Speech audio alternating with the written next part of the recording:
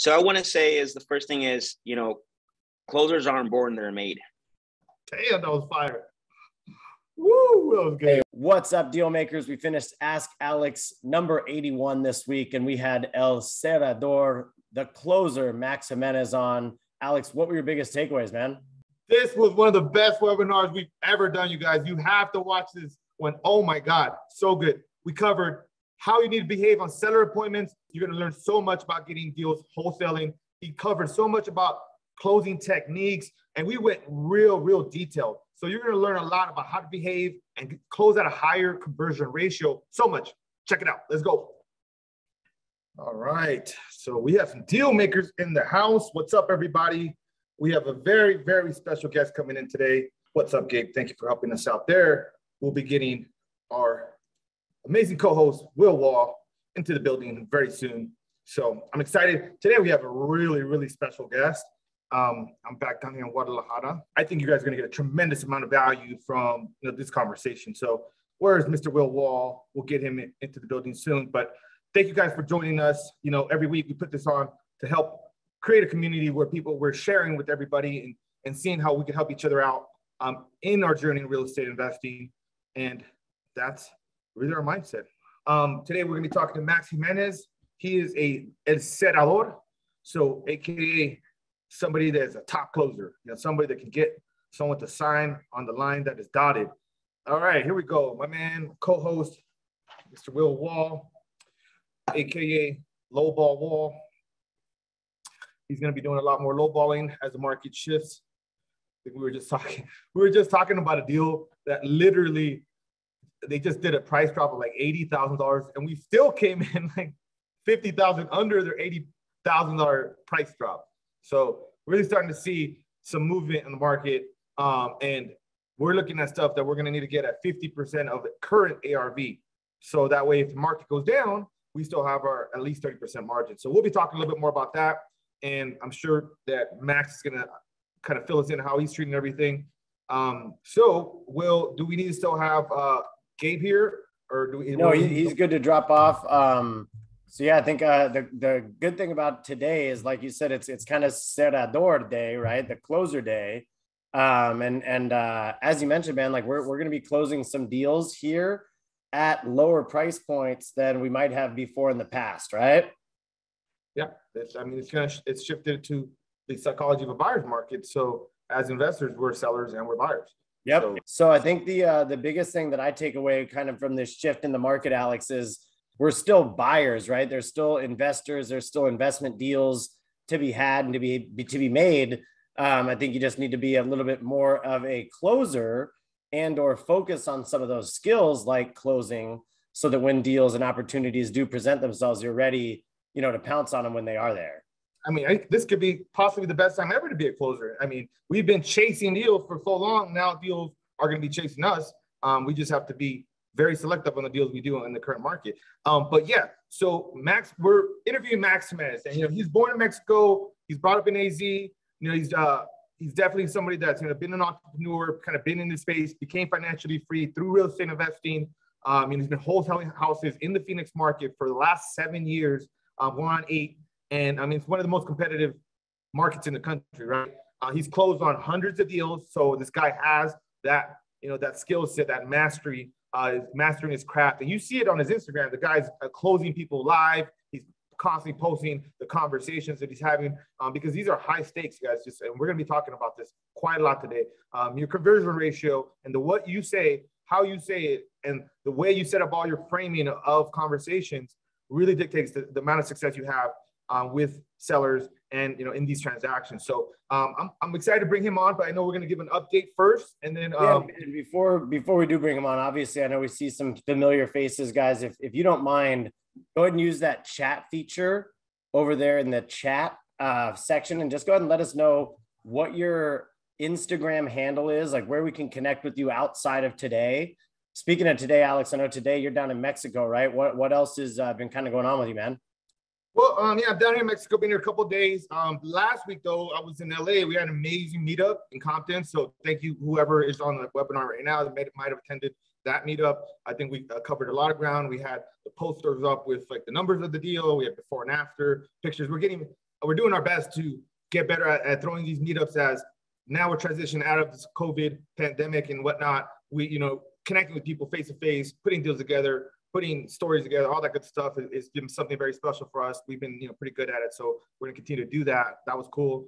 We also, had a big week last week on the 18 unit in Arizona, just picking up the momentum, getting more stuff done, getting the vacancies rehab so we can get that, rental income back up and, get forward progress on the value add that we're doing on that. So just a lot of design work we've been doing on that. We've been in meetings constantly.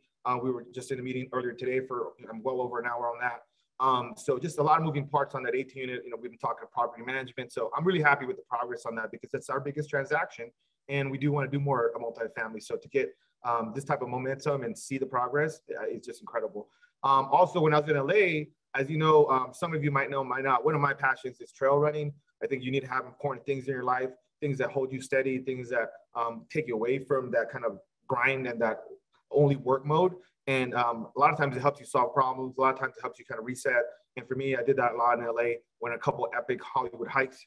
And it just really filled me up because when I'm in LA, it's work time. If people know I'm there, we're doing so much. And plus, physically and all the other properties and everything that we're doing with the team. So it can be a little bit draining, and I like to kind of get up there in the hills. What else? Oh, and then we're right now, my house hack in LA that I'm moving back to is almost done. We'll be, I think, finishing up on the first week of July. That way I could kind of more formally be back headquartered in LA. Excited about that. Spent a lot of time this weekend with my dad, my mom, my dad, and Father's Day. So shout out to all those amazing fathers out there. Really, you're making an impact. If you do I would not be who I am without having that. My father. Honestly, I know that for sure. So I was really happy to hang out with him. And then lastly, I think most importantly though right now is because of so many things changing quickly in the market and the psychology, the numbers, the quantitative easing, inflation, all these things that we're seeing, we have to kind of reevaluate. And we already do this on a regular basis. We'll look at a property that we thought we were going to flip midway through when it's getting close to listing, all that to see if, our numbers are still sticking, if they're getting better, or getting worse, just so that we have a read on that particular deal. And we've done it, I think, of our 20 deals, I think we've done it on about half so far because it is very intensive, right? We're like going like an hour, 45 minutes as a team on like one deal to cut it up to make sure, do we really want to keep this or do we not? Or are we really going to get the numbers that we're expecting on Airbnb stuff when there's going to be demand, there's going to be less demand, or will it still make sense for that? And we've kind of made some changes because of that, right, Will? So excited about that. I think you need to constantly look at your business from a rational, logical standpoint, and that will enable you to make the best decisions possible. And that's what we're trying to do for us and for our investors and everybody that we work with. Well, I know the market is definitely shifting, and I know there's some changes that are happening. Obviously, I think like you mentioned, as long as you're making sound decisions and buying properties at a good discount, you're going to still be able to kind of make it through these waves. I know, Alex, you've been through a couple of different of these economic downturns, right? You've lived through a couple. You've had some fortunes lost and passed in some of these, so you've definitely seen it firsthand. But I know this will be a great conversation here with Max today because, again, Max is somebody that's closing a large volume of transactions. And obviously, I don't think he's planning on slowing down. So guys, Alex, real quick, if you could go ahead and make me the host, we'll go ahead and get Max in a second. And then guys, in the meantime, what we're going to do is we're going to open up the Q&A channel. So the Q&A channel over there on the right, right next to the chat channel where you guys were chatting in earlier, that's going to allow for you guys to chat in. And if you guys have any questions, or if you guys have any, direct questions that you want to have us answer or Max answer, that's going to be your best place to kind of have that go down. So let's go ahead and get Max promoted in here right now. And I'll get Max joining in here on the screen. And senador. And if you guys don't know, for the people that don't know Spanish, that means the closer. The closer. It's funny. It's like I say to people, like being a closer, it's like being in love. Like, it. Like, are you a closer? Like, yeah, I'm a closer. Like, it. Like, it's just one of those things. You don't think it, like, it, right? What's up, fellas? What's up, Max? How you guys doing, man? I love the talk. I love the conversation. This is juicy. Let's go. What's up, Will? What's up, my dude, man? I'm excited to have you on here. I know we talked you up here. Obviously, you can see it on the shirt, right? El Cerrador. For those people that don't speak Spanish, right? It means you're a closer. And man, I mean, obviously, we had planned on having you on here, but it couldn't have come at a better time, right? The market is shifting, and I think back Warren Buffett a couple months ago. At their yearly shareholder meeting said now is the time to double down on a skill. And obviously, what's your skill, Max? Like closing, right? Like if you can still close deals, I think you can still make it through a storm like this. Yeah, no, 100%, man. I'll double down on that. By the way, guys, thank you for having me on. It's an honor, honestly. I respect you guys a lot. Alex, Will, we talked in person, we've chopped it up, and you guys are amazing, man. What you're doing, it's so impressive, honestly, man, for the things that you guys are doing, and it's an honor to be on the webinar. Don't take this lightly. And I want to follow up on that because last week I talked at they invited me, the Wholesale Sharks. I don't know if you guys have heard of them, but you know who they are, obviously. I wasn't going to speak, and they're like, hey, just come through, speak a little bit about, what's going on in the market, what you're seeing. Because we started transition 3 months ago, honestly, bro. This is how far ahead we were thinking already, right? We started transitioning 3 months ago, and it's a mental game, especially for acquisitions. The last year and a half, we've been so comfortable that you can throw a rock and you'll land a deal, right? Let's be honest. And so we started transitioning then, mentally, get into that mindset, like something's happening. We don't know what. We don't have the what is it called? The crystal ball, or whatever you want to call it. But I know something's going to happen. So let's start shifting now, negotiating back before the pre-COVID. Because if you remember when COVID happened, everybody was shaking, right? Everybody was nervous. It slowed down. And then what? Boom, right? Like appreciation, like in Phoenix, 10%, 15% every single month in and month out, right? You buy a house now, you were happy that it didn't sell to 3 months later. and so that wasn't happening. So I got invited to speak to that event, and it was really quick because I was brought in as a special guest speaker. And one of the things I said was, hey guys, I obviously talked about the Closers Lab, which is my YouTube show. And I said, and my next question was to everybody in that room. He had close to 800 people, maybe even more. And I said, how many of us know that there's something happening in the market, right? And I said, and I went, raise your hands. Bro, I kid you not, less than 100 people raised their hand. And I said, listen, everybody in this room should have their hand raised. Nobody should have their hand down. We all know there's something's happening in the market. Listen, and I spoke directly, and I said, for you guys that didn't raise their hand, I'm going to be very blunt here because you didn't raise your hand. Half of you guys, I said, for the most part, hopefully not, I love all of you guys, are not going to be here on the next event, bro. I was very blunt. And I said, you guys are probably going to return to your regular jobs because you got to be awake at this time. And I helped them out. I rescued them, Alex and Will. I didn't leave them there. I said, look, I'm going to give you 3 things that you need to start doing right now if you're not doing them already, right? I said, the first thing is that you need to get better at solving problems. Now, here's what I mean by that is solving problems means understanding that you need to be very creative in this market that, obviously, and when I say that, I mean, anyway, I'm not just talking about like a creative deal, just being very creative and being aware in the conversation of what's happening in that seller's life. Because even though the market's shifting, that doesn't mean sellers are going to stop going through foreclosure. That doesn't mean that, sellers are going to all of a sudden stop going through situations where they require a solution that, us guys can provide, right? That still continues. And so what I told them was that's the first thing is you need to understand and you need to work on how to solve problems for your seller. And then the second thing I said was this. And jumping on that, like you're saying, like a probate, right? Somebody's still going to pass away. Somebody's still going to get divorced and need to have a quick settlement to get out of that property. So I love that. Cause like you said, it's not necessarily a creative deal, but it's just being aware of what problem you're going to solve. That's incredible, bro. What's number 2? Exactly. Right. You can't be in the box, bro. This is not time to be in the box. Number 2 is think about everything. Love it. Yeah. Think about everything. Second thing is that you need to start working on your craft, which you guys were hitting on this quite a bit, right?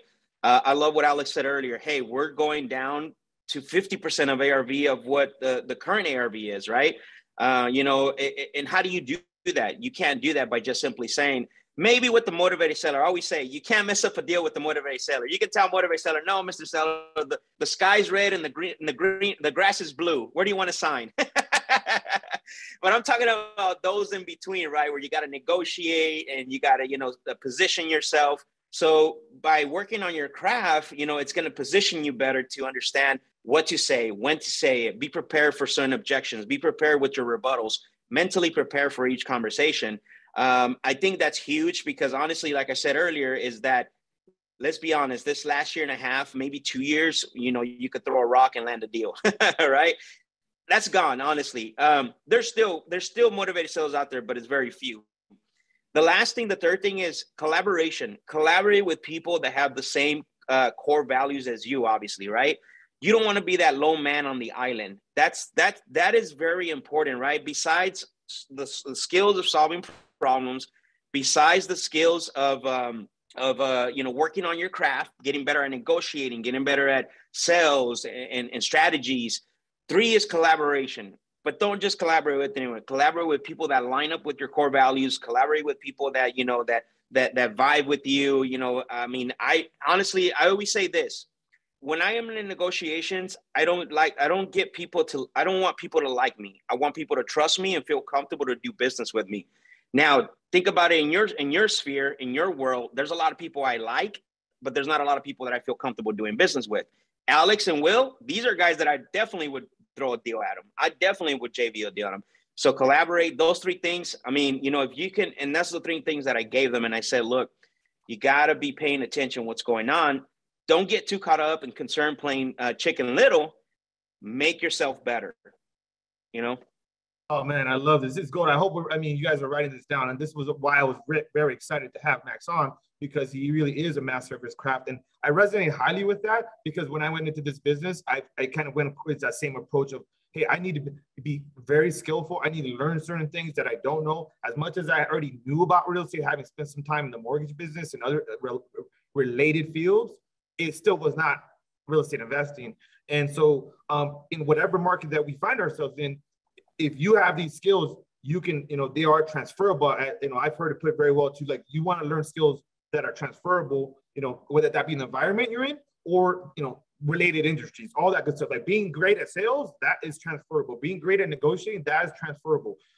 Now, so make sure that you guys are still working on that, not just getting distracted, like, oh, the market's falling apart, things like that. No, there are things that you have within your control, such as learning things that are going to help you survive and thrive in this market. Because what I have told my team is I've been through a recession, a depression. You have to basically work 2 times as hard to make the same amount of money or less, actually. So most people are not going to be willing to do that. And so that there will be opportunities for people that are willing to do that, but it's not only for just people that are willing to work, but that also that have skills, that have resources, that have a network of people to help you accomplish things. Because as things get tighter, people don't want to spend money. People don't want to invest. People want to sit on the sidelines. People, other buyers don't want to invest. So it just starts to contract very, very quickly. And then people are just like, oh, I don't know what to do. But you need to be decisive. And in this business right now, I see people kind of just like, oh, well, they're not doing it. We're being decisive. It doesn't mean that we're just making quick decisions, but we're analyzing data, and then we're going off of that data and not letting emotions or all these other things kind of come into the picture. But Max, I have some personal questions I wanted to ask.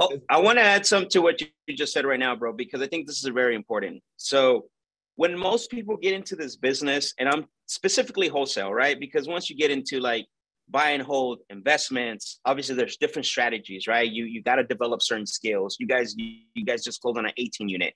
That's there's some form of marketing and sales still involved in that, but there's other expertise that you need to know, right? You need to know NOIs, you need to know expenses, all that stuff, return on your money.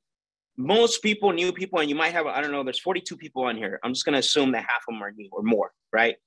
What happens when they get into specifically wholesaling is, I want to add to what you just said, Alex, is that you're in a marketing and sales business. Marketing and sales business. Remember that, guys. You guys are, the product happens to be real estate. And the faster that you learn that, the faster that you know that, your success rate is going to go higher, because now you're going to work on your marketing skills. And on top of that, you're going to work on your conversion skills, which is the sales skills, right? And I think a lot of people make that mistake not to, try to separate real estate and marketing and sales. you're not in the real estate business. You're in marketing and sales, especially if you're just wholesaling for the most part, right? That's why I separate that earlier.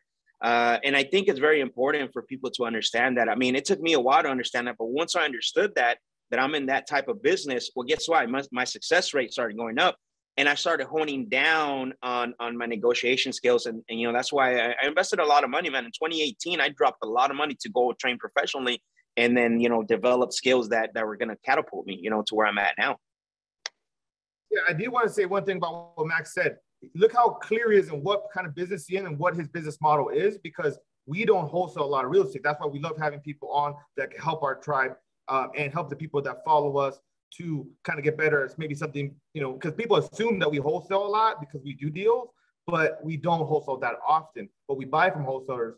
And so our business model is different than Max's, but we're still nonetheless working our best to master our craft. So I think that's really important. What business model or what strategy resonates with you the most? You know, and just kind of go hard at that and get great at that, and not get this shiny object syndrome, because it is still very common, even though like I get it, because I still get it, and I'm sure you do, with the whole, oh, I want to do this, I want to do that. The reason we're able to invest into multifamily, we already kind of, you know, in some ways, already had a lot of success with the single family fix and flip. So we're able to transition, add that to our plate, rather than people like, well, I'm gonna do wholesaling, I'm gonna do creative finance, I'm gonna do all these other things, and then you're just like never really good at any of them. And in this market, like you're gonna get eaten alive and not be able to get any deals. You know, so no, that's very true, man. That's a good point. I think what is it? Shiny object syndrome. It's just, you got to get away from that. And then the last thing too is to add to that, the second thing you got to get away from is stop being so much in love with the end result and start falling in love with the process, right? And you know, to a fault, we make that mistake as well too, as posting certain things. But even though it's I see that a lot, right? Is too much shiny object syndrome, and also too many people in love with the end result and not actually going through the process of even learning a simple skill, man. Yeah. And do we have some questions for Max, or I have some? Yeah, we're going to have some questions start coming in, guys. Use the Q&A field there. In the meantime, just going to share these results from the poll. Just as you expected, Max, we got a lot of people in here kind of in that newbie intermediate phase. And you know, like we said, guys, these are people that, you know, there's 4 full-time investors in here. So a lot of people probably haven't seen something like this happen, right? Like you said, these guys are just used to being able to throw a rock at a window and get a deal. You know, now is that time where you really do need to double down on those skills. And before we dive into any questions, really, Alex, like I'd love to just kind of talk about mastery, right? Like we kind of, you know, throw around the word mastery, but you know, I'd love to get your opinion, Max, on like when you think of mastery, like what is that, you know, that skill that you think you can master the most right now? I love, Alex, you know, you mentioned like sales is a skill that anybody can improve on right now. Like what's something that you're trying to kind of master right now in a market like this, Max? So I want to say is the first thing is, you know, closers aren't born, they're made, honestly, right? And so I think that's the biggest thing. And the rule, the quote unquote old rule is it takes 10,000 hours to become a master of any certain thing, right? But I think mastery kind of, for me, it's almost like a word where you no longer need to learn something, right? And I feel like, you know, as far as for myself, even though I've maybe mastered this skill set, I think I still need to continue on sharpening my craft, because let's be honest, man, like this is the problem that I have with a lot of gurus is things change, brother. Like things change. So you have to always be working on your skill. For me personally, because I know the type of business I'm in, I'm going to continue as how do I get better shifting conversations from, because I can't have the same conversations that I had even 8 months ago right now with sellers, right? I can't, my pitch can't be the same that it was, you know, like I said, 8 months ago. So I have to continue to, you know, navigate and get better. And as a matter of fact, I'm actually working, I went back in and I'm working with my sales coach, because that's how much I have passion for this, right? Is I went back in and I said, Brad, here's what's going on. Here's the market. That's my sales coach. You know, what are some things that you can help me on? And we're tweaking our script. We're tweaking everything. But for me, one thing that I'm mastering on right now is those going back to those things is how do we have a conversation with the seller? Because right now we're the insider guys, quote unquote, right? We understand the market shifting. We understand that the end buyers are getting more conservative. you guys as end buyers, I buy stuff, right? I'm buying a property right now, a couple of them in Phoenix.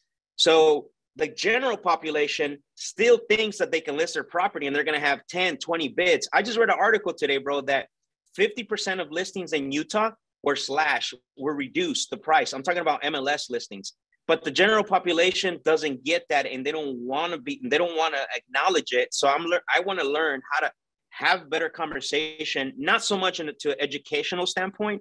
I want to still maintain leverage and position while I'm negotiating, while still telling the seller, like, hey, let's be honest. That what you're telling me 8 months ago, that was so true. But what's happening right now, that's not the case. So do you really want to talk about selling your property, or you still want to go on the market and and gamble? Right. So that's what I'm mastering right now. I want to get to that where because I have to have a shift too, bro. I'm doing this as well as you guys, right? I'm doing this as well as your attendees that are here. I'm not here, just learn something, reading it, coming here and applying it, because I'm buying houses and I need to shift. So that's what I want to master, is switch that conversation to where, like, okay, I can give you 80% of ARV. Somebody's going to buy it. Like, that's not going to work no more, bro. Exactly. No, I do. I love this because I geek out on this subject, you guys. So I could talk about mastery like forever. It's really special, because when you find something that you really want to get, like, be one of the best in the world at, like, you geek out on the most minute things, like he's saying, just simple transitions in conversation. I mean, that might have went over people's head in this, in this conversation. That, like, I remember looking at so many different parts of LA because it's so diverse. I'm like, man, I got to be able to evaluate these ARVs. And I'm like, you know what? I'm going to go drive to that zip code. Not driving for dollars, none of that shit. Like, literally just go drive the zip code, hang out the park, go to, to the restaurant, the little hole in the wall. Who calls this place home? Go look at properties that are sold. Like, just understand that zip code, because I know for a fact that eventually I'm going to come across a deal in that area. And if I don't know it, then I'm going to be at a disadvantage. That's how you have to think when you're trying to become the best at something. Like, like, think about it. I draw the parallel to, like, Kobe Bryant in professional sports, right? He won championships, but did he win all of them the same? It was the different squads. His skills were getting better. Like, for me, mastery is not a static thing. It is an ongoing thing. You just become better and better at it. And so that's the way I've approached real estate investing, because if you only look at the money side of things, then you will overlook the things that you actually need to go through to get great at something. Exactly. Love that's that, perfect, bro. Woo! I don't know, man. I don't know if you guys heard Fat Joe, but yesterday's price isn't today's price, right? So, I mean, yeah, exactly. I posted, I reposted, somebody else tagged me on it, and it said, up top, they put when the seller says, let me think about it, and then Fat Joe's beneath going, yesterday's price is not today's price. It's so true, right? So no, but I love that you're talking about that, Max, because it's interesting. True, right? Go ahead. Yeah, it's interesting because Alex, I love what you just said there. It's one of the things is that always on the Closer Lab show that I do. Basically what I always say is, I don't do this to tell people I'm the best closer, because I've never said that. You'll never catch me saying that. Actually, this was not even me creating it, bro. It was actually somebody, Gino out of Atlanta. He's the one that sent me this big frame and the shirt and all that. So I just rode with it. I've never called myself. I always say this. I don't do this. I do this because I have passion for it. Like you, right? You say you go out, drive for dollars. You want to understand the market. Same thing. I come, and the way I attack it for me is mostly the psychology part, the part of understanding sales, understanding, certain languages. You got to understand your clientele, your prospects, so you can maneuver and have a conversation. Because, like you said, you're not going to be able to talk the same way to a high driver personality like you would to, let's say somebody that's older or somebody that's got a little bit more, a steady personality. So I geek out on that stuff, bro. Like, I search and I work on it and I tailor it and I'm switching and I'm constantly in my head, like, what can I do better? What can I do better? And that's the way, once you develop that, man, it's hard to get away from that. Yeah, absolutely. So we talked about, because, this is fire. I still have some questions. No, we'll get to some questions here. We got about 30 minutes left. So we got plenty of time, guys. And please, audience, continue to throw in some questions down in the Q&A. We will get to those. Hey, by the way, coffee's for closers, bro. There you go. I love it. Hey guys, so we've talked a little bit with you, Max, about, you know, kind of the seller psychology, right? Like understanding what the seller is going through. We talked a little bit about mastery, but I want to talk a little bit more about, you know, what's really kind of important right now, which is, you know, when you're controlling these conversations, it's allowing you to kind of really control your conversion ratio. So I know, like you said before, you could throw a rock at a window and get a deal. Those deals are becoming fewer and far between. So when you have a chance to convert, you really do need to close on that. What are like some of the skills that you're, you know, really kind of refining on right now that are helping you close deals? Saying we talked about seller psychology, talked a little bit about mastery and kind of controlling these conversations. Right. What are some of the things that you're using to control your conversion ratio? Like obviously less opportunities. When an opportunity comes about, you've got to be able to pounce. Like, what are you doing when that opportunity comes around? So there's two things. The first thing for me is that I'm always trying to find out, how do I stand out and not blend in, right? And that goes back to our previous topic, which is mastery, work on your craft. If you sound the same and your pitch is the same, well, guess what? You're going to be treated the same. If you approach it different and you get the seller's attention, right? Then you're gonna get their attention. The second thing is that the first thing is figure out how to stand out and not blend in, right? And I'm gonna give you some tips on that. The second thing is that positioning and leverage in negotiations, bro, is the most powerful thing, right? And once you lose even one of those, I think it's a losing game for you.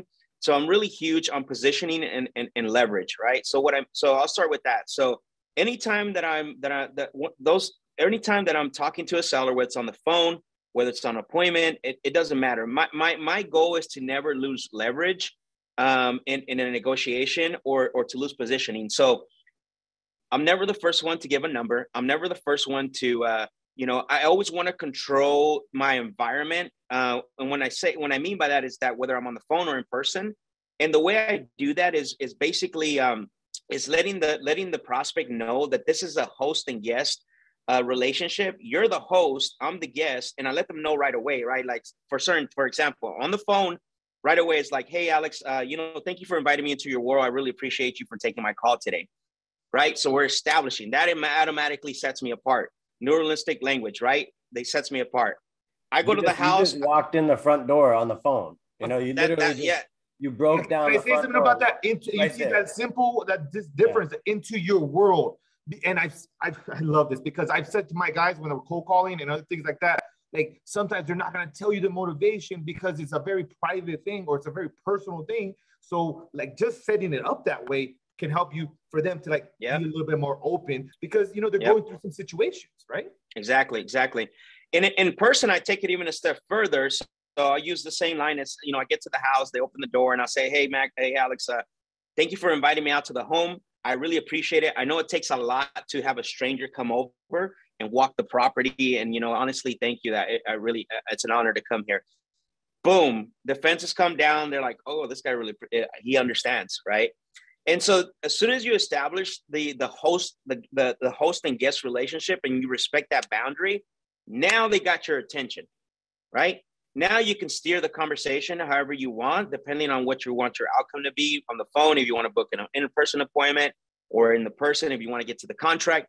My next step is going to be, I'm going to set up an advance agreement. That's what I'm doing, bro, because I want people to know how this appointment's going to go exactly to the T. I'm going to close them here up front, right? I'm telling them, hey, before we get started, if I'm at the house, before we get, because most sellers, what happens? They become your guide. Come on, come in. You want to look at the property? Where do we start? We start in the kitchen. We start in the bathrooms. What do you want to see first? And I stay back, and then they look back like, what's going on? Hey, before we look at the house, do you mind if I share with you just really quick how I work? Because I don't buy every single property I come on and look at. I just want to share with you first to see if it makes sense for us to continue the appointment. So I got their attention again, and then I try to steer them to somewhere where I can sit down and have that conversation, preferably the kitchen table, because that's where they do their finances. That's where they talk about money. That's where they talk about problems. If it's a vacant house, I'm going to the kitchen and leaning on the counter because it's familiarity, right? Most people think about yourself.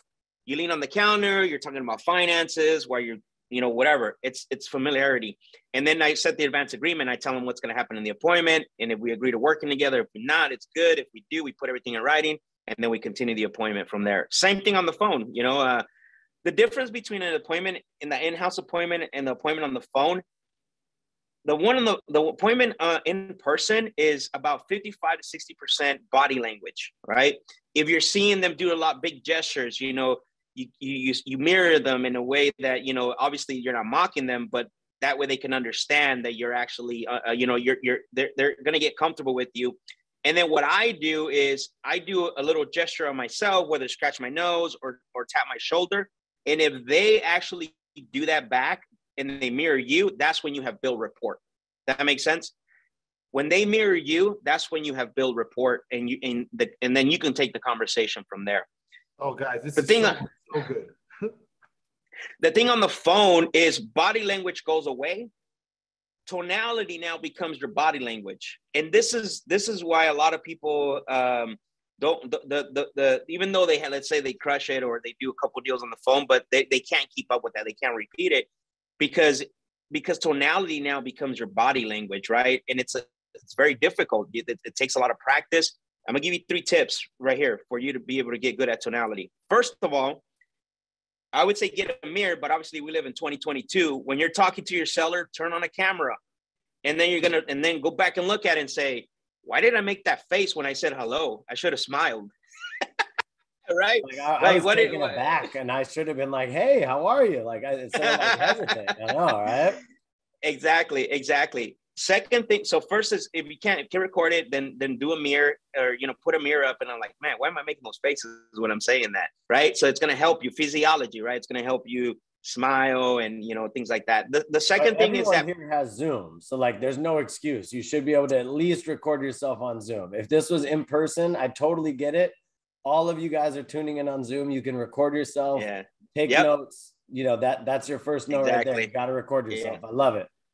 Second thing is you paraphrase. So what that means is that anytime that people are telling you something, so if let's say I'm talking to Alex and Alex is telling me, look, Max, here's where I want to sell. Here's what's going on. He's telling me a little bit of story. You want to acknowledge everything he's saying, right? You want to have those empathy, those listening skills, right? The mirroring, like, okay, I hear that. Okay, appreciate that, Alex. Awesome. Okay, so what I heard, Alex, was that, this is what's going on. Here's what's happening. And what that does, it helps you to repeat back the words that they're saying, but almost in their tonality, right? Because you're repeating the exact words. And it's going to help you to slow down and make you think of what you're going to say next. Think about how powerful that is. Bro, it slows you down. You know how I'm talking? If you go to my calls, every single seller, I talk to them differently because they're not the same. And then I'll hit on the last third one and we can break this down. The last one is repeating or paraphrasing with different words, right? Hey, Alex, did you mean to say this? And then I get clarification from you, right? And I think someone said Chris Voss. Bro, I'm a fan of Chris Voss. If you guys have never bought the book, Never Split the Difference, I recommend you go get it, get the Audible, because Chris Voss actually reads it. And not only does he read it, but he actually plays out the negotiation. It's amazing. But those 3 things, bro, I think you're going to be able to, if you can get those 3 things, when you're talking to your sellers, that's the thing, man, is you don't win the appointments 45 minutes in. You win the appointments 5-10 minutes into the call, and even in person. That's when you win the appointments. Those are the most crucial. That's the most crucial time frame of a negotiation, because you're going to either learn to keep going with the appointment, or you're going to say, hey, we need to stop this and we're done here. That makes sense? I get my deals or I eject button at 7 to 8 minutes so often. It's like, hey, it's time right now. Like, I'm out. And I've said that it's the perfect phone call. I have some recorded. Some of my best direct to seller phone calls for 5 to 7 minutes. Like, just enough time to get the rapport, just enough time to get the situation, but not enough to mess it up and say the wrong thing or whatever that is, right? And I do have some points. I've been writing so many notes here, dude. Like, I want to share something that, so the guys, everybody attending can get something. Yeah. I have some notes on it. So the high stakes, right? Like, you work so freaking hard to get, in this business, to get opportunities, to make offers, whatever that is. And then, like, you get this opportunity. So this one little appointment is very high stakes. So you need to spend like an exorbitant amount of time of preparing for those, because that's the proportion of the amount of like benefit, you're going to get from focusing your energy on that appointment going well. One thing comes to mind is I always would dress like, a lot of times I would go with my favorite shirt. Like, I just felt good. It's my favorite shirt. Like, I know, like, I feel good. I'm just, I'm not too dressy, but I'm dressed enough where it's like, okay. And that's what made me comfortable. Maybe for someone else it's different, but you yourself, like you said, feel comfortable in the appointment. And I remember being nervous on direct to seller appointments until I had done so many that I wasn't as nervous anymore. But you do have this body language like, damn, like I haven't been here before. So you got to just be poised, because again, these are very high stakes deals. And I remember just, like you said, like mentally preparing. I'd be outside the appointment. I'm just like prepping myself, like, oh, I'm gonna get this deal. Like, just like that visualization. And then let me see what else you said. Yeah, man, it was just, that was well said. So really quick on that, man. I love that you brought that up, because I have a presentation that's called the sales appointment etiquette. And I talk about the on the phone and also in person. And dude, after going to hundreds, close to 1,000 in-person appointments, and obviously having thousands of sales meetings, right, over the phone. I mean, you learn a thing or two about, because you're getting your face kicked in and stuff, and learn things of what not to do. And prepping is one of them, bro. Like, most people wing it. They jump on the phone. They don't take time to prepare. Like, hey, like on the phones, before you make the calls, your follow-ups. I'm not talking about cold calling or just prospecting. I'm talking about your high level, like you're saying, Alex, high level state conversations.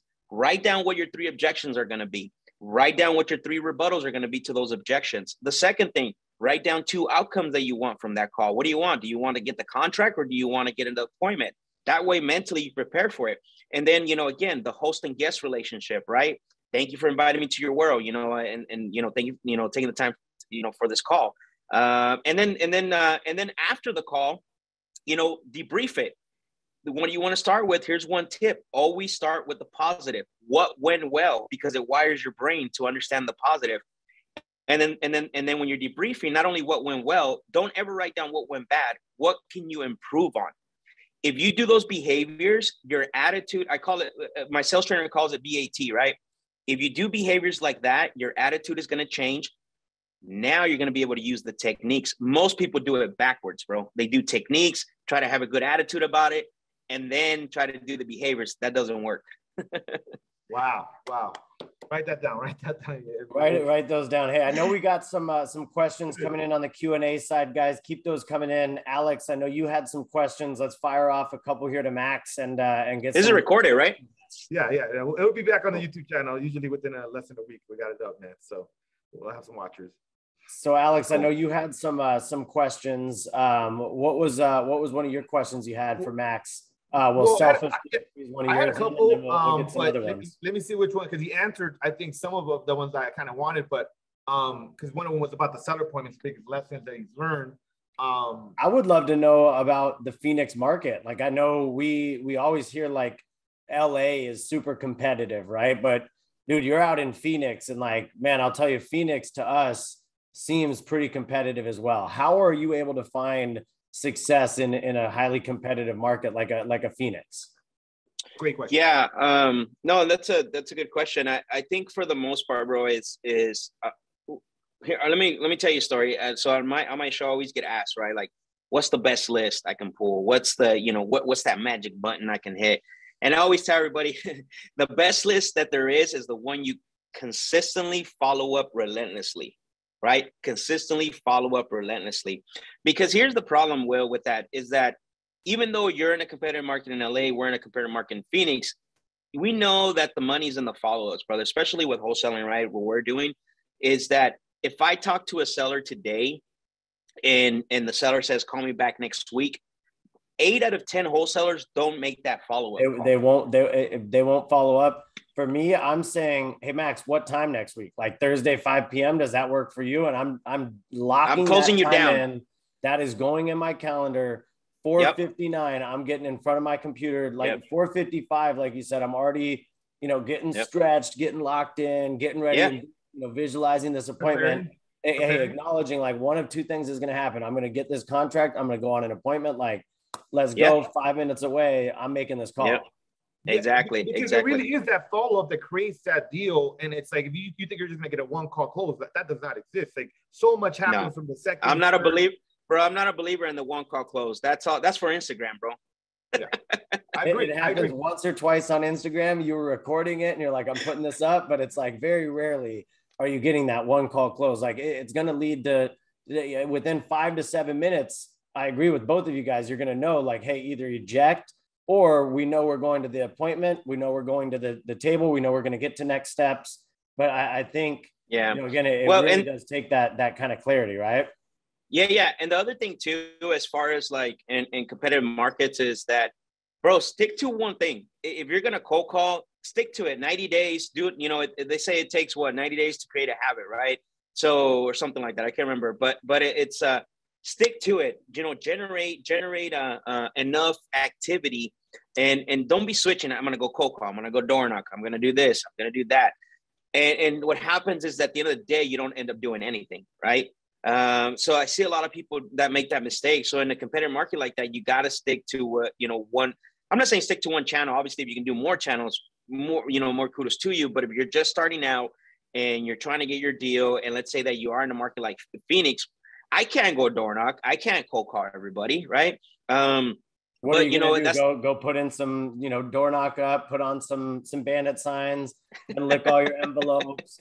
Then finish the cold calls while the text blast is going out. See, exactly, it's a lot of stuff for one person. I couldn't agree more, right? Like focus and mastery. We talked about that earlier, right? Like master that one channel, and then you can maybe start looking at another channel. Yeah, and the last thing too is a lot of people get good leads. Again, they don't follow up when the seller asks them follow up. And here's the other problem that I see too is that if I'm talking to a seller and the seller says, "Hey, can you call me back in 30 days?" I'm going to set up a what's called a 1 week sequence follow-up, but not a drip sequence, not automatic. I'm picking up that phone and I'm going to say, "Hey, Will, I know you told me 30 days, but I had a note here just to call you. I just wanted to call you, provide value." Remember this call. I wanted to call you to see if anything's changed and if there's something I can help you with. Because the thing is that if they're talking to you and they're setting up a call, whether it's 30 days or 45 days, something's going on. And that something can change pretty rapidly.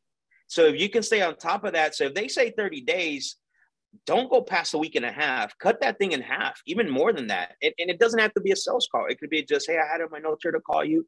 I know we got to, go ahead." I completely agree, dude. What I used to do is I used to try to touch them right away. Like I spoke to them, had a great conversation, and I was trying to touch them that same day. "Hey, I called you back because I forgot to ask you this one thing." And it was just something, insignificant, but it was just a reason to get on the phone with me. And then more likely where they might even save my number. And then you want them to get used to talking to you kind of in some way. So those little nuances are gold because then you stand out, like you don't blend in, like you said perfectly, right? So then you hey, oh yeah. Alex is calling me. He's calling me about the house. He wants to help me with it. Like, that's a good place. You know what's funny? 100%. You know what's funny? We had sellers who actually appreciated that. They're like, "Man, you guys are relentless. That's why I want to sell to you." We had multiple sellers actually tell us that. They didn't get upset, right? Like that's the problem, right? Is how do you stand out? How do you set yourself apart? And those little things like that help, and so we had multiple sellers like, "Man, you guys are relentless. We want to sell to you guys." Love it. Well, do we have any questions that we missed? Anything in the chat? No, we got some great questions coming in. We got one from Jesus Lozano. So Max, I get a deal locked up, right? What am I doing on the dispo side right now? Like what are some techniques that you're using once you get a wholesale deal locked up? Like how are you in this market dispoing that deal? Is anything looking different? And we got a couple questions. So let's go for a quick hitter answer. Like what would be your biggest takeaway on changing your dispo strategy right now? I would say look up the within the vicinity, how many LLCs have bought, skip trades those LLCs and call them. That's the fastest way. Second thing, if those LLCs don't pick up, call the agents that have sold. They got buyers that have sold within the area. Love it, right? You're tapping into two resources, right? An agent sold in that area. They're going to already know buyers in that area and probably the people out. Hey, this guy 100%. Missed the deal. I know he's ready for that one. I love it. We got another question coming in, anonymous person on this one. We mentioned sales earlier, right? Like sales, improving your sales skills. What's a course that you would recommend to improve your sales skills? I mean, obviously, we have one. I mean, Alex, right? Yeah, no, exactly. You can pitch and feel free, pitch away, dude. I mean, yeah, I mean, you can. Yeah, I mean, you can. You're one of our mentors, so I mean, if I could recommend anybody, I would say check out one of Max's courses. But I mean, you specifically mentioned a course earlier you guys have, right? Yeah. Hit me up on DM. I'll send you the details. We have a couple of options. You can go. You can learn on your own pace. We have one, right? You can learn on your own pace. You can come in person. We have virtual options. If everybody wants to send me a DM at Real Max Jimenez, and I can get hook them up. And he is the real Max Jimenez, not the _ real Max. We don't ask for cryptocurrency. No. But literally, this guy, he has some great programs out there and a great sales trainer. So if you guys are looking to improve your sales skills, couldn't recommend somebody better. That's why we wanted to bring him. Well, hold on real quick, Will. I want to say something real quick. If you're just starting out and you're not ready to make an investment in yourself, I recommend to go watch the Closers Lab on my YouTube channel.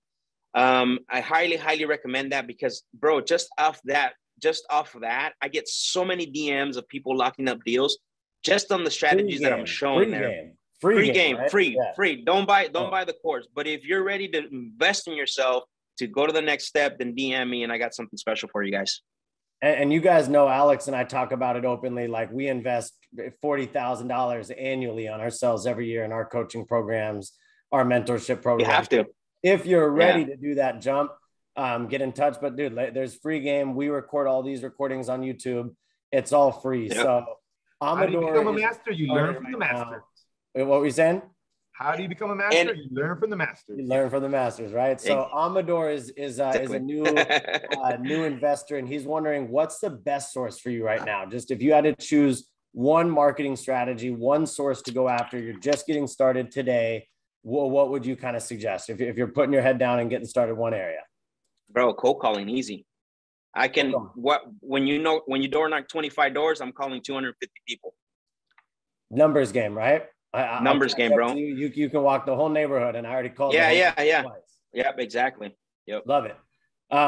We got a lot of people in the room who are in that intermediate stage, right? So Jesus, for example, has some deals already under contract right now. Yep.